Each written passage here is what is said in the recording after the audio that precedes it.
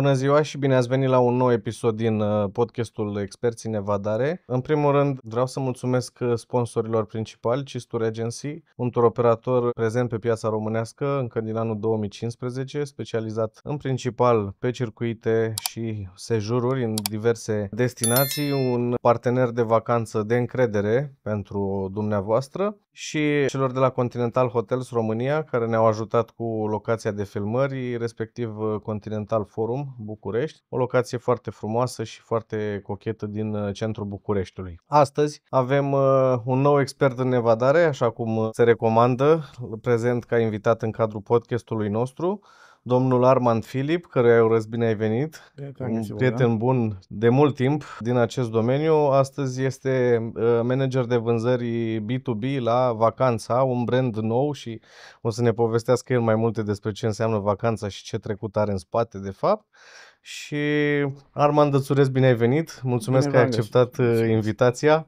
Un om de la care chiar avem ce să învățăm și care ne poate share-ui niște experiențe de călătorie și de business foarte interesante. În primul rând, un om la nivelul tău de expertiză poate să ne ajute cu informații foarte bogate din diverse inside-uri ale domeniului nostru al turismului, și aș vrea să te întreb în primul rând cum a fost ascensiunea ta în domeniul ăsta, ca să vedem așa un pic și pentru cei mai tineri care ne urmăresc. A fost în primul rând conjuncturală, să zic, pentru că n-am făcut o facultate de profil, n-am făcut economia turismului, sunt economist într-adevăr, dar a fost o pură conjunctură. Ca mai toți pe vremea mea am plecat din țară după facultate, în căutarea unei lumi mai bune.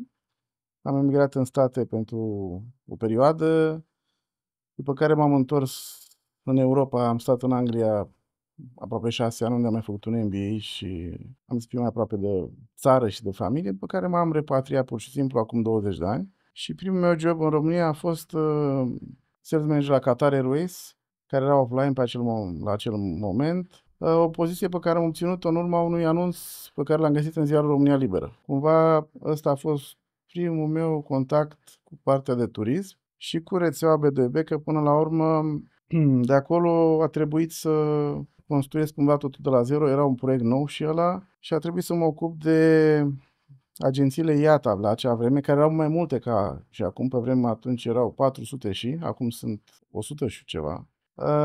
Agenții care erau răsfrate pe teritoriul României și a Republicii Moldova, pentru că era un BSP comun, încă este un BSP comun. Deci cumva asta a fost primul meu contact cu turismul, a fost mai mult partea de bilete de avion și cumva expertiza de linie aeriană. După asta am trecut și la GDS și în partea cealaltă, dar mă rog, în principiu cam de acolo am început. Am înțeles. Astăzi te ocupi cu vânzările tot B2B. Să mai explicăm o dată, B2B înseamnă către alte agenții, nu? Da. Ale produselor turistice la Vacanța care este un brand nou. Poți să ne spui tu mai multe detalii despre pot să vă dau câteva înseamnă? detalii. Și pentru mine e un lucru nou, pentru că, așa cum ți-am mărturisit ceva mai devreme, contractul l-am semnat ieri. Am înțeles. Deci e un proiect mai mult decât nou pentru mine, de o zi, dar sunt foarte încrezător că o să fie bine. Este un brand care sper să crească rapid și care are niște principii sănătoase de a aborda partea de B2B, bineînțeles, și fundamentează activitatea și vânzările tot printr-o rețea B2B. B2B adică, așa cum ai spus, ne punem baza în agențiile partenere care revând produsele pe care le avem și serviciile. Diferența față de alții este că încercăm să oferim niște servicii foarte bune, fără a face rabat la calitate, prin diminuarea costurilor pe care le avem și nu numai. De exemplu, această vacanță, care cumva e fundamentată pe vechiul TUI, care avea 15 birouri și costurile aferente, acum nu mai are niciun birou, este o mână de oameni, suntem 9-10 persoane. Bineînțeles, au scăzut și costurile. Și ne propunem să avem o abordare mult mai prietenoasă față de piață, la maniera la care nu o să avem și nu avem gânduri de expansiune în niciun oraș, nu avem gânduri de deschidere la niciun sediu, pentru că deschiderea unui birou, și am experiența asta din nefericire în mai multe părți, e privită cu scepticism și iritare pe alocuri de către piața locală. Adică dacă tu acționezi ca un angrosist, să zic așa, și ai clienți din nu știu ce oraș, dacă îi faci și agenție în orașul, ce sens mai are să lucrezi cu așa? Și ca urmare, abordarea noastră este mult mai prietenoasă din perspectiva asta. De asemenea, neavând birouri, nu mai avem costuri și ne permitem să avem să ieșim cu niște tarife mai bune pe piață.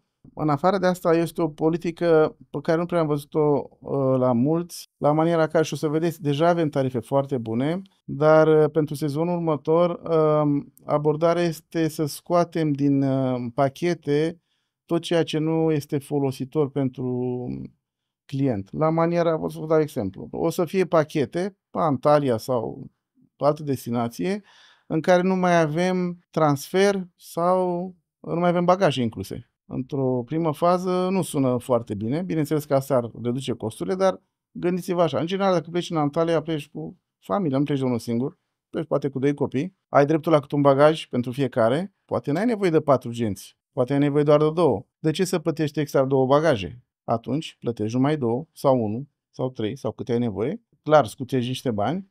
De asemenea, la transfer, în funcție de unde ești, cum am gândit că am dat exemplu cu Antalya. În mod normal te așteaptă un autocar și mergi din stațiune în stațiune, din hotel în hotel. Dacă ești mai la coadă, faci 2-3 ore, poate, până ajungi la destinație. Așa, având și 4 persoane, poți să iei un taxi și ajungi în 20 de minute acolo și e foarte posibil ca, costul unui taxi să fie mult mai mic decât a 4 transferuri sau 4 persoane care fac transfer, care necesită transferul. Și atunci ar avea sens, cumva. Sunt încrezător că o să o prindă. Chestia asta este o abordare foarte flexibilă. Se merge până acolo încât poți chiar să blochezi tariful, pentru că una dintre problemele pe care le au mulți de când au apărut tarifele dinamice este că nu poți să mai faci ofertare. Ofertezi ceva acum și peste 2-3 ore când vine clientul sau a doua zi, deja tariful e altul și sunt diferențe mari. Acum ai posibilitatea contra 5 euro să-ți blochezi, cum e la Visa, să-ți blochezi tariful și poți să faci o ofertă și poți să te gândești că nu te mai ceri cu clientul, că îi spui că s-a mărit cu 300 de euro de ieri până azi. Deci cam asta este principiul. E un mecanism, aș spune, simplu și prietenos. Avem un serviciu de suport bun. Biroul este la Brașov. Eu o să mă ocup să alerg prin țară pe la agențiile partenere și o să mă vedeți probabil în fiecare județ și cam în fiecare oraș și cam în fiecare agenție. Nu am pretenția să lucrăm cu toți, dar măcar o să-i văd pe toți. Iar apoi ei o să decidă dacă vor sau nu, pentru că diferența în general o face tariful și suportul. Sunt convins că oricum imaginea pe care tu ți-ai creat-o de-a lungul timpului în acest domeniu B2B și faptul că foarte multe agenții din țară te cunosc pe tine ca persoană, vin cu un produs bun în spate și atunci automat te asociază oarecum ca imagine cu brandul pe care îl reprezinți. Sper să mă ajute, pentru că de-a lungul anilor m-am ocupat de aceste rețele B2B și, într-adevăr, mi-e mult mai ușor acum, pentru că de-a lungul anilor am lucrat practic cu aceleași agenții, doar oferindu-le diverse alte servicii sau produse, dar am avut de-a face cu aceiași oameni. Și acum, din fericire, nu trebuie să mai dau telefon să mă anunț, să vezi că aveți timp. Mă duc și zic, a venit Arman. Exact. Atâta timp când nu-ți bagi joc de ei și ai o abordare cinstită și o imagine bună care s-a conturat de-a lungul anilor, îți e ușor. De asta spun că jobul pe care l-am acum este relativ ușor, e mult de alergat, dar știu ce am de făcut și știu și cu cine să mă văd și ce-ți fac să iasă bine, să zic așa. De asta sunt încrezător că o să fie în regulă. În experiența ta anterioară, să prezentăm un pic auditorului și ce ai făcut înainte, cam și ce produse turistice ai vândut, ce vinzi astăzi, tu ai o experiență lăudabilă și pe turismul intern din România, cunoști foarte multe locații din România și în materie de turism intern, acum ca o paranteză, ce consideri tu că la noi în țară ar putea fi îmbunătățit în așa fel încât să crească cifra de afaceri din turismul intern românesc? Eu sunt un promotor al turismului românesc. Sunt de părere că banii ar trebui să mai rămână și la noi, mai ales că avem locuri frumoase și nu numai locuri frumoase, am început să avem locații bine puse la punct. Știu câteva locații în țară și care s-au deschis chiar și recent, una dintre ele, unde s-au investit 30-40 de milioane de euro într-o locație. Adică ai ce să vezi, ai ce să vezi. Iar faptul că, spun sincer, până acum 20 de ani nu cunoșteam țara așa de bine, de când am început să mă ocup de aceste agenții și de rețele de revânzători, am ajuns în fiecare și n-am omis niciun orășel mic. Am fost și la Oreni, și la Sebeș, și la Blaj, și la Cașvana, și la Cugir și peste tot. Și atunci, pentru că în general mulți trec cu vederea orașele mici și acolo găsești clienți destui. Și am ajuns să cunosc țara și într-adevăr avem locuri frumoase. Deci, ce pot să zic? Ce poți să faci? Poate o infrastructură mai bună, știu că se lucrează, nu e ca la alții, dar a venit, săptămâna trecută am venit din Grecia și Bulgaria a fost un chin, deci în principal, dacă depinde la cine te raportezi, poate sunt mai bine ca unii, dar mai rău ca alții. Sunt încrezător că o să se rezolvă și partea asta. Au ajutat, cred că, pentru turism intern, au ajutat cumva și tichetele de vacanță când a fost, pentru că, mă rog, condiția era să le folosești pe teritoriul României. Și atunci, dacă le folosești pe teritoriul României, vrei, nu vrei, trebuie să mergi în țară. Și avem, pe lângă litoralul românesc, care poate nu e cel mai fericit de exemplu, că, mă rog, o mare mai bună găsești, poate în Grecia sau în alte părți, în Spania, dar pe partea de munți și mai ales balneo, eu zic că stăm foarte bine. Poate și la schi, din nefericire, cu schimbările climatice care au fost zăpadă, a fost mai puțin în ultima perioadă decât ne-am fi dorit și nu i-a afectat numai România, a afectat cam toată zona asta. Dar se pot face multe la noi și sper că din ce în ce mai mult români să încearcă și să-și cunoască și țara noastră. Din nefericire nu pot să spun că este foarte ieftin pe alocuri. Da, Pentru că de multe ori ai opțiuni mult mai ieftine, cu avion, în alte țări. corect, da. Da, Și pot să fie numeroase exemple în sensul da, ăsta. da. Unul dintre ele ar fi chiar aceste city break-uri pe care mulți le organizează pe cont propriu. Ce părere ai, de exemplu, mai nou am văzut acum că multe agenții de turism organizează city break-uri. Ce recomanzi unui client, de exemplu, să-și comande un city break de la o agenție de turism? Care ar fi avantajele și dezavantajele? Bineînțeles că cu toții știm, agențiile de turism lucrează cu comision. Este normal să câștige un comision pe munca lor sau să-și facă un city break pe cont propriu. Acum, lucrând la o agenție de turism, nu pot să recomand să le evit. Corect, da, Să-ți dai seama. normal, da. City break-uri se fac de multă vreme. Știu că chiar a fost patentat cu ani în urmă de Atlantic Tour, sistemul de city break. Și pe vremuri erau chiar niște linii aeriene care ofereau city break-uri, cum era CSA, ofereau city break-uri la Praga și la Viena, care erau cele mai folosite cumva. Și erau cu niște tarife fixe, aveai un hotel 3 stele, unul de 4 și mă rog. E bine să iei printr-o agenție pentru că ai pe cine să tragi la răspundere. Am niște cunoștințe, medici stomatologi, care pleacă anual pe cont propriu în Austria la schi și acum 2 ani m-au sunat, erau 17 sau 18 cu copii, cu toți medici. Au luat pe booking, ei n-au vrut niciodată de la mine și m-au sunat din Austria că, mă rog, cabana unde dăsură garanție nu exista de fapt. Da, Și să le găsesc după azi pe mâine. Și zic, m-ai evitat atâta timp și vrei să-ți găsesc pe loc o cabană pentru toți oamenii, e un pic dificil. Da, Dar sunt și plusuri și minusuri. Dar, în general, e bine să ai... depinde și de agenția la care iei, pentru că, în mod normal, dacă ai un sfătuitor bun, pentru că aici se merge până la urmă și asta o să rezolve consultanța. Dacă ai un consultant bun, poate să-ți dea niște sfaturi pertinente și dacă ai ocazia să iei și de la o agenție puternică, în general, o agenție puternică își negociază foarte bine contractele. Și atunci nu e neapărat că îți găsești un tarif mai bun. Însă, din nou, dacă iei de undeva și îți dă un voucher, omul ăla este responsabil pentru concediul tău și cumva ești un pic mai ferit. Deci aș spune că aș încuraja să iei de la agenție, bineînțeles, aș încuraja și să faci un pic de research și a ceea ce privește agenția, dar și în ceea ce privește destinația.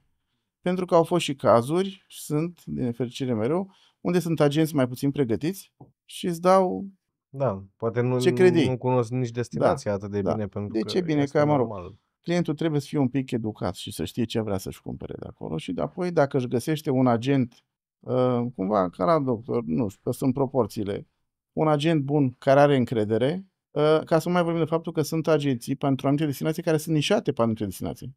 Sunt unii care fac bine Turcia, unii care fac bine Israel, unii care fac Grecia și atunci dacă vrei destinația respectivă și un sfat pertinent, te duci la unul care face numai asta și Corect, ai mai da. multe șanse să nimerești ce trebuie. Experiențe din domeniu. Poți să ne povestești o experiență mai puțin obișnuită pe care ai trăit-o sau mai ales ceva trăit de tine personal? Sunt experiențe de tot felul și bune și rele. Oamenii trebuie să înțeleagă că sunt riscuri de toate părțile. Sunt riscuri și pentru agenți și din interior. Ai risc să te fure un subaltern, ai risc să lucrezi cu un partener care dă faliment și atunci agentul sau clientul după strada vine și sparge ție geamul.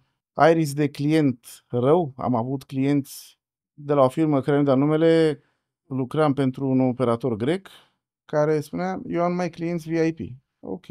Și mi-a trimis niște clienți care au plecat cu saltele din Halkidiki. 2 saltele au luat de la un hotel de 3 stele la sfârșit de sezon, adică mi se pare ne-au solicitat cei de la hotel, dau de câte 35 de euro pe saltea. Deci vă dați seama ce saltele au fost. Și am întrebat, dar cum s-a putut face așa ceva? Și ne-au spus că s-au uitat pe camere, pur și simplu au aruncat saltele pe geam în parcare, le-au legat cu frânghii pe mașină și au ieșit bine pe la recepție și au plecat. Și au plecat. Am avut clienți bătuți de hotelieri. Da, mi s-a întâmplat tot în Grecia, în Evia și încă era un grec acolo, un domn care mi-a bătut 2 cliente în ocazii diferite. Dar sunt fel și fel de oameni în general și trebuie evitați, trebuie dați exemplu. Dar se întâmplă tot felul de lucruri care poate n-ar trebui să se întâmple.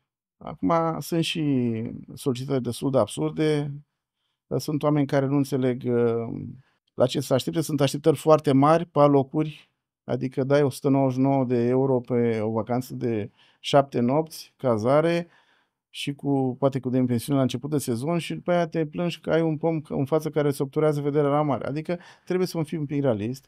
Sunt oamenii care nu înțeleg că nici concepte de bază, ei nu-și pot explica de ce un bilet de avion costă 3-4 tarife diferite la 3-4 agenții diferite, același bilet de avion, sau vin și-și cer, vreau un last minute pentru decembrie. Adică să merge și acolo. Sau tot felul de întrebări. Dacă merg cu câinele în avion, are dreptul numai la bagaj sau iau și cușca? Deci astea sunt chestii care, întrebări primite. Și trebuie să le tratezi pe fiecare, așa cum sunt. Armand, că tot am vorbit un pic de conceptele astea B2B și B2C, ca să clarificăm un pic pentru tot auditoriul, pentru că avem auditori atât din cadrul colegilor noștri din turism, cât și din cadrul turiștilor, adică și din B2B și din B2C, să zicem așa, să clarificăm un pic diferența asta de concepte de B2B și B2C, ce înseamnă și cum se leagă ele unul cu celălalt, în așa fel cât clientul să beneficieze de produsul final. B2B, business to business, B2C, business la client, să zicem așa. Da. B2B este principiul după care se ghidează vacanța la acest moment, la maniera care lucrează strict numai cu agenții partenere revânzătoare. Adică face un produs, îl negociază cât poate de bine și îl pune pe piață cu un comision minim către agențiile revânzătoare partenere, care pot să-l dea mai departe, să-l vândă clientului final. B2C sunt agenții care iau produsul respectiv direct la client sau sunt unele care sunt B2B, 2C. Și atunci ele au și componenta de B2B și în paralel sunt câțiva mari pe care îi numesc și atunci au și încearcă să atace și partea de agenții partenere revânzătoare, dar și clientul direct. Da. Și atunci e un mix, dar mare cam asta direct. Diferența. Unul targetează clientul direct, iar celălalt agenția revânzătoare, partener. Am înțeles. Avem de asemenea în ultimul timp foarte multe provocări. Cred că ești de acord cu mine. Turismul este un domeniu foarte volatil, un domeniu care tot timpul este foarte expus, destul de sensibil în mare parte. Voiam să te întreb din perspectiva ta și dacă ai avea niște exemple să ne dai, cum ar afecta crizele globale de genul război, pandemie, o catastrofă naturală, turismul, în mod direct sau indirect? Pot să vă dau exemple concrete și nominale, aș spune, pentru că riscurile sunt mari și din toate părțile. Din nefericire, să zicem, războaiele care le avem acum pe zonă și nu mai afectează. Dacă ne uităm numai ce se întâmplă în Israel acum, Israel era o piață foarte bună pentru noi. Aveam un turism puternic către Israel și nu mai există, practic, la momentul ăsta. Știu agenții care făceau numai asta și care au trebuit să schimbe inclusiv numele, pentru că era un nume Asociat cu asociat cu destinația. destinația. și au zis ca să supraviețuim a trebuit să schimbe numele și să încerce să facă altceva, cu toate că expertiza lor acolo erau. Aveau contacte, așa cum erau, de exemplu, m-am ocupat la un moment dat de un proiect pentru schi și știu că în nordul țării, o parte dintre cei din nordul țării mergeau foarte mult la schi în Ucraina. Am și vizitat resorturi acolo care erau super, dar de când cu conflictul din Ucraina, vă dați seama că nu mai ai acces la ce era acolo și a trebuit să te reorientezi. Era bine, era mai la nord, era ieftin, era de obicei zăpadă, condiții bune, mai luai și țigări cu 1,2 lei, un pachet, veneai și cu plinul făcut pe benzină pe bandă nimic și turismul de acolo, de la graniță, mergeau așa. Pe de altă parte, vorbim de catastrofe naturale, ce să vă dau exemplu? Cu ani în urmă, când mă ocupam de Qatar Airways, a fost, nu știu dacă vă amintiți, ceva catastrofe au fost niște nori de praf de la un vulcan activ. Au ținut avioanele la sol zile sau săptămâni, nu știu, nu mai amintesc, dar oricum multă vreme. Și în condițiile în care ai clienți în toată lumea, mă rog, Qatarul zbura peste tot la momentul ăla și foloseam Doha doar ca un hub, îi aveam în Singapore, în Japonia, și nu mai aveam cu ce să-i aduc acasă, pentru că nu zbura nimic. Dacă ești în Europa, că și eu m-am nimerit în momentul ăla, eram la Viena și am luat o mașină de 600 de euro și mi-am și acum un Suzuki Swift prăpădit, dar am venit până acasă în câteva ore. Și atunci asta a fost situația. Sau mai vorbesc de perioada pandemiei. Pandemia a fost dificilă. Adică și asta pot să zic că a fost o catastrofă naturală, aș putea să spun, sau nu știu ce să zic, dar care a afectat multă lume și mulți au pătimit în turism în perioada asta. Cel puțin la noi în țară, din câte știu, a mers numai Egiptul și turismul intern pe vremea aia, pentru că Egiptul era foarte permisiv în ceea ce privește partea de vaccin și turismul intern care nu necesita control la vamă și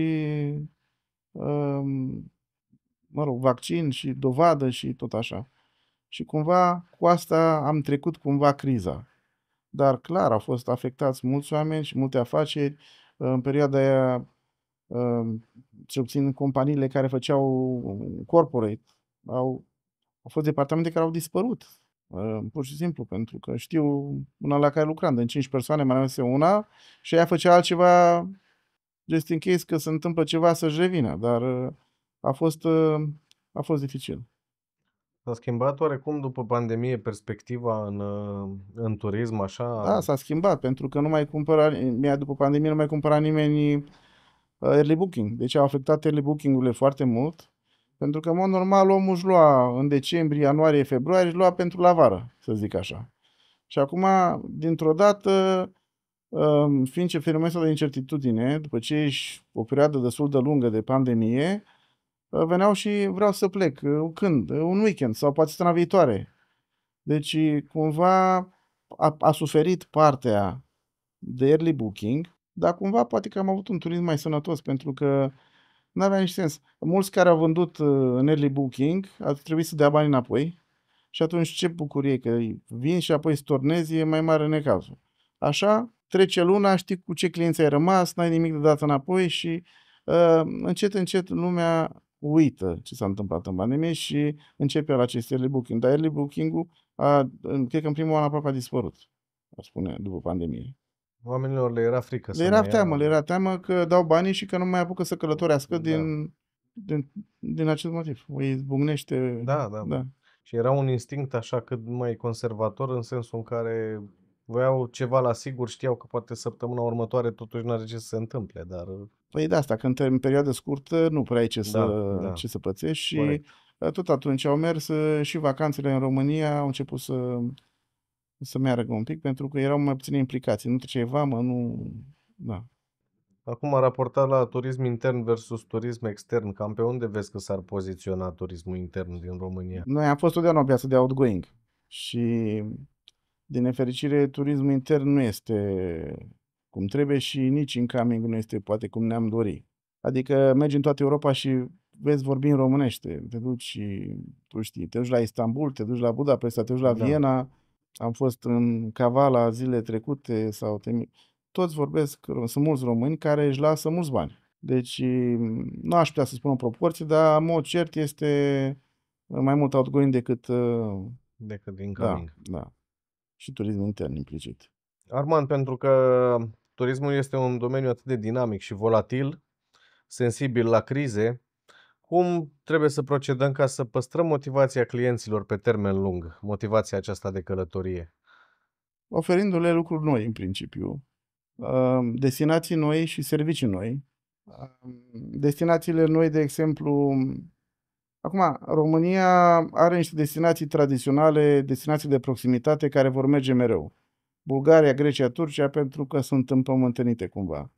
Însă sunt linii aeriene care vin pe piață și aduc oportunități noi. Dacă ne uităm la Anima Wings, care oferă din ce în ce mai multe destinații, poți să te duci în orașe din Europa într-o oră jumate, 2 ore. Dacă te uiți la, să zicem, a intrat recent, de vreo 2 ani, a intrat Air Baltic pe piață. A deschis toată partea de țări baltice și nu numai, că Riga e un hub. Și te duci la Riga într-o oră și 50 de minute și e o altă lume care nu Da, e cunoscută la noi. Sau acum s-au anunțat zborurile de la Etihad, iar dacă folosești Abu Dhabiul ca un hub, ai toată Asia la dispoziție, cu o linie aeriană de mare, de calitate, să spun așa. Asta în ceea ce privește destinațiile noi. În general, când ai o destinație nouă, cine vine și îți deschide, bagă și ceva bani în marketing și încearcă să o facă o cunoscută. Și atunci poți să te legi de asta, să ajungi în diverse părți prin utilizând această linie. Pe de altă parte, mai apar tot timpul activități noi pe care le ai pe destinațiile existente. De exemplu, am văzut chiar și în România. Poți să mergi cu balonul, poți să faci o vreo temiri pe unde. Adică sunt chestii care poate nu le aveai înainte. Așa că, oferind tot timpul ceva nou, îl ții pe client treaz, să zic așa, și bineînțeles, da, tarife care să-și permită omul. da. Dar tot timpul trebuie să le dai ceva nou, eu așa zic, ca să-i ții. Pentru că intervine plictisul. Nu se duce nimeni în fiecare în Antalya de 10 ani, chiar dacă își permite. Mai vrei și altceva. Ne vor străinii la ei în țară din experiența ta din diferite activități și evenimente la care ai participat, Ne vor ca turiști. ca turiști, Pentru da. că, tot așa, am fost, ți-am zis recent, acum 2 săptămână de fapt, am fost în nordul Greciei și era o problemă care a apărut acolo, din ce în ce mai mulți români și bulgari cumpără proprietăți acolo Mhm. și erau foarte nemulțumiți de faptul că românii și bulgarii cumpără proprietăți și în Spania se întâmplă la fel. Pentru că, în primul rând, le-a mărit prețul la ei, prețul proprietăților, și în al doilea rând, pierd o mare parte din clienți pentru că atât bulgarii și românii care au case acolo și le subînchiriază la conaționali.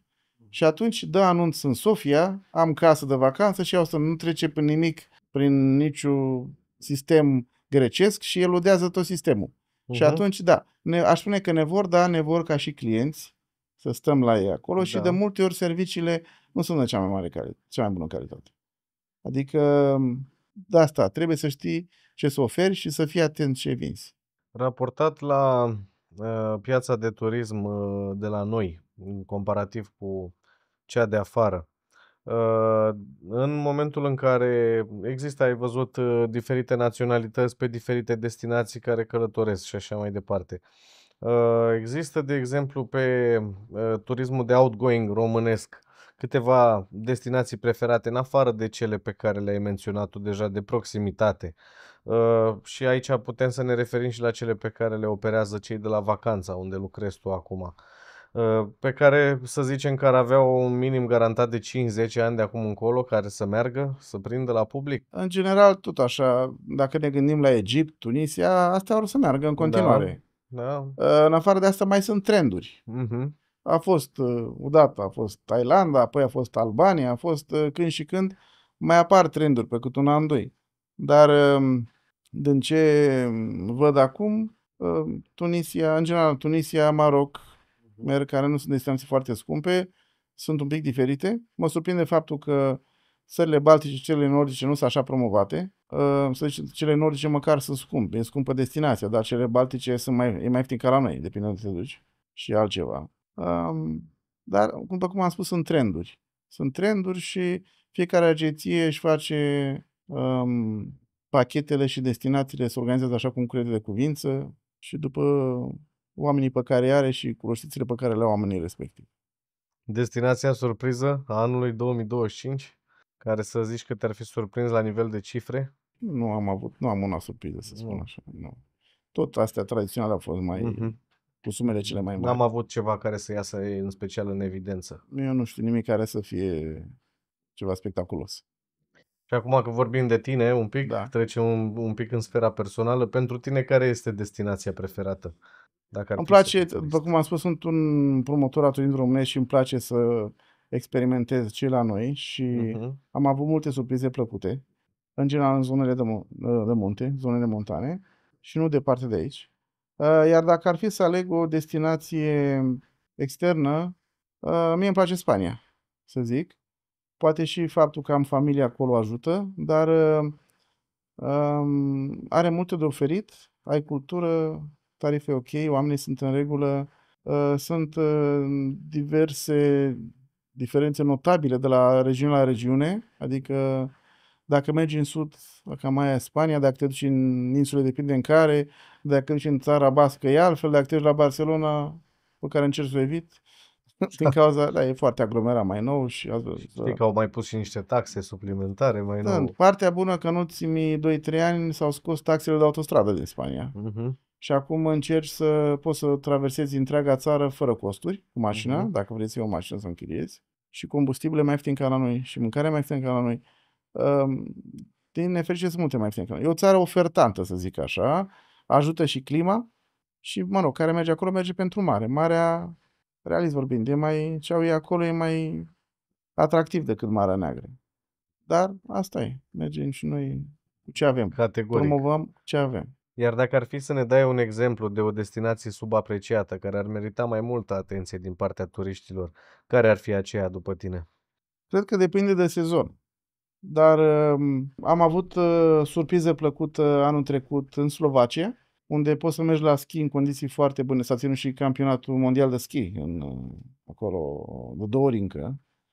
Și din Oradea cu mașina faci 4 ore, adică fără nicio problemă. Sau dacă vrei să mergi cu avionul, recomand cu căldură Riga sau chiar și Tallinn. Până la Riga faci cam o oră 50 de minute. Mi-a plăcut foarte mult. Este extrem de ieftin. Extrem de ieftin. Iar Tallinn este superb. Superb, iar acolo sunt și niște muzee și muzeul tehnic l-aș recomanda, care aș spune că e mai frumos ca cel din Viena, unde ai inclusiv un submarin pe care poți să-l vizitezi. Un submarin adevărat, recuperat de pe fundul mării, un submarin din al doilea război mondial. Adică e o altă lume, sunt foarte relaxați și eu zic că merită văzută partea aia. Partea aia și este trecută cu vederea. Iar acum ajungi cu un zbor direct. Adică asta e o părere personală. Da, și recomanzi țările baltice dacă Țările ar fi baltice le recomand și chiar și Slovacia care e aproape. Mhm. La un moment dat erau câteva agenții de turism din România care făceau circuite pe țările baltice. Îți spun din experiență că Da, nu au știu. mers, nu a fost cerere pentru ele, dar de asta zic, nu a fost cerere, poate n-au fost promovate suficient. Erau multe care făceau cu autocarul și e chinuitor Da, să mergi până bineînțeles, acolo. Iei da. prin Polonia, ajungi deja obosit. Da. Dar dacă iei una câte una și faci chiar și un weekend, să duci 3 zile la Riga, dacă tai și te uiți din timp de bilet, poți să iei bilet, costă ceva de euro, Mhm. că altfel dai 400 pe el dacă te duci de la Spomeni, 400-500. poți să prinzi un bilet bun și poți să ai 2-3 zile impresionante, aș spune, pe bani de nimic. Iar de acolo, de la Riga, ai 5 zboruri pe zi la Tallinn și faci 40 de minute, adică chiar poți să faci 2 într-unul dacă vrei. Da, se pot face. Da. Având în vedere distanța mică și ca timp, cu siguranță se pot face și la nivel de city break, în principal. Mai greu cu autocarul, cum ai zis și tu, că de asta multă lume s-a ferit de ele, dar... E un pic departe. Acum depinde unde pleci. Pentru că dacă pleci din București sau dacă pleci din Oradea... Da, este diferență. E diferență, că faci o zi până la Oradea. Da, România e mare. Deja când ești în țară, mergi mai întins așa un pic. În încheiere, Armand, dacă ai plăcerea să dai un sfat turiștilor care își doresc vacanța perfectă, folosind toată experiența ta și toate experiențele și pozitive și negative pe care le-ai avut de-a lungul timpului cu domeniul, să-i ajutăm un pic să-și aleagă produsul perfect și să se ferească de anumite inconveniente care pot apărea pe traseu. Clientul trebuie să-și facă un pic temele, să fie un pic informat vis-a-vis de destinația pe care o alege. Trebuie să înțeleagă că sunt și niște riscuri. Riscul să nu-i placă unitatea de cazare, riscul să nu-și găsească rezervarea și atunci, în cazul ăsta, poate n-ar fi rău câteodată chiar să dea un telefon la hotel înainte să meargă în vacanță, pentru că poate să-l scutească o surpriză neplăcută. Un simplu telefon de reconfirmare cu o zi, 2 înainte poate să se scutească de multe necazuri. Asta e o părere personală și pe care o recomand. Cred că pe alocuri turistul nu este foarte educat în ceea ce privește partea de turism. El trebuie să înțeleagă că apar și sunt niște riscuri implicate. Trebuie să înțeleagă că atunci când are o problemă, trebuie să o raporteze la destinație. Degeaba vine el la agenție după ce a terminat concediu și cere bani înapoi. Nu mai ai cu ce să-l ajuți. Și atunci e bine să îi spui, uite, ăsta este voucherul, ăsta e numărul de urgență, pățești ceva, sună acolo. Și trebuie să aibă, bineînțeles, așteptări rezonabile, pentru că multe dintre neplăcerile pe care le are sunt date de niște așteptări prea mari. Așteptări prea mari care de multe ori fie sunt date de agentul de vânzător sau de temirce mediu apropiat. Și atunci trebuie să-l aduci un pic toată cu picioarele pe pământ. Trebuie să înțeleagă, să facă diferența între ce e un last minute și ce implică un last minute sau ce e un early booking. Să știe și el ce e un nou show, că dacă ratează avionul primă, dusul și ce las că mă duc cu al doilea și mă întorc cu ăla, nu e așa, că la un nou show îți anulează inclusiv returul. Adică sunt chestii care, în mod normal, poate un client nu le cunoaște, dar trebuie să-i fie explicate. Trebuie să-și explice de ce un bilet, același bilet de avion, să duce la 3 agenții și 3 tarife diferite și cu diferențe mari pe alocuri și vorbesc de același zbor, același bilet. Astea trebuie cumva explicate. Și de asta spun că, mă rog, clientul trebuie pe alocuri educat și o să-i fie și lui mai ușor și agentului de turism. A fost o situație la un moment dat când sunat un client în aeroportul Otopeni era pachet cumpărat prin agenție de turism. La agenție să anunțe agenția, care rugămintea lui era să anunțe la rândul compania aeriană că mai întârzie un pic la îmbarcarea de avion și dacă poate avionul să-l aștepte în aeroportul Otopeni. Interesantă abordare. Sunt tot felul de situații. Sunt și exemple ca noi de acum, dar sunt tot felul de situații, mai mult sau mai puțin hilare, pentru că noi nu sunt așa plăcute.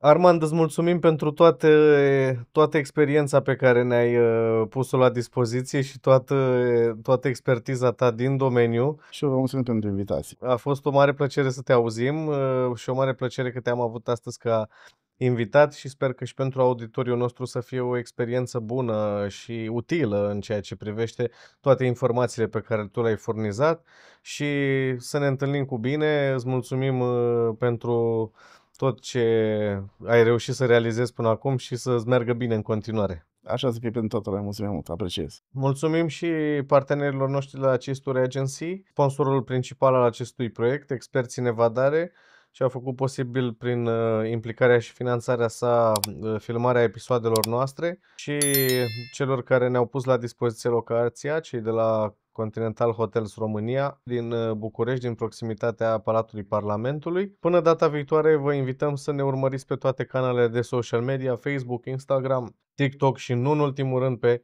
canalul nostru de YouTube, unde puteți vedea episoadele integrale ale podcastului nostru. Ținem aproape!